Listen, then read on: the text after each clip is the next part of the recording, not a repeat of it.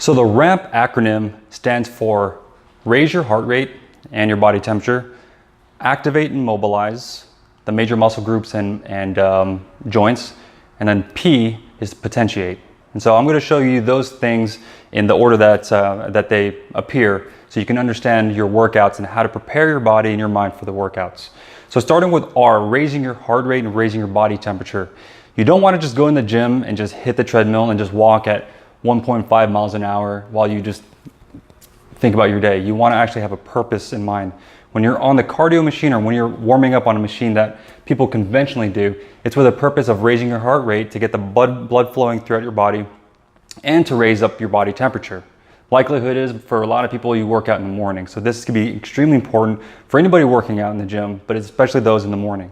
So when you warm up in the R portion of the RAMP acronym or the RAMP method, you're going to want to do a series of exercises that we've used in the past that work well for people who are on a time crunch, but also just super simple exercise that you can do.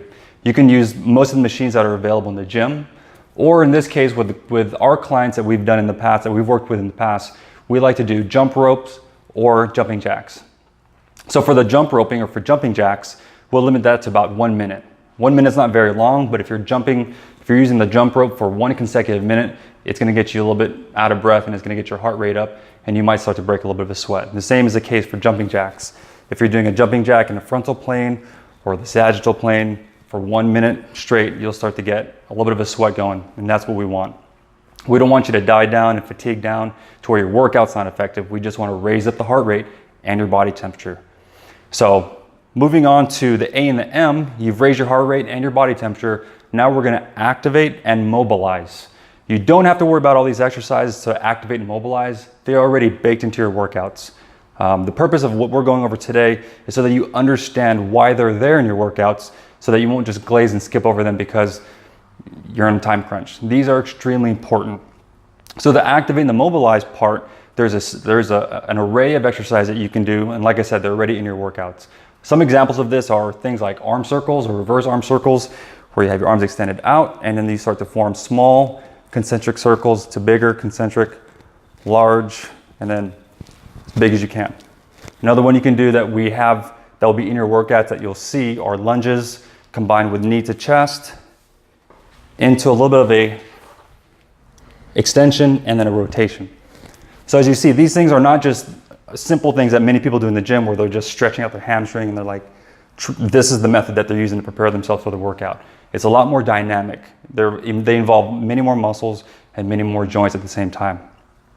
Don't worry about these exercises or what to do.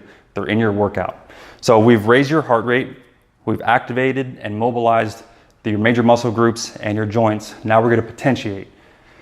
A common thing that comes up when people work out is they don't understand the difference between warm-up sets and working sets. They don't even understand that there's two different things.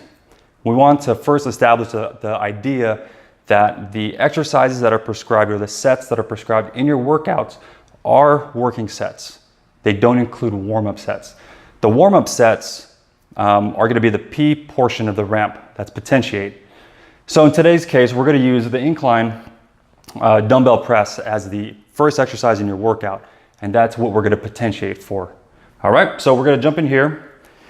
You look at your app and it says you're going to do incline dumbbell press, dumbbell chest press. And let's say that it says you're going to do 3 sets of 10 to 12 reps.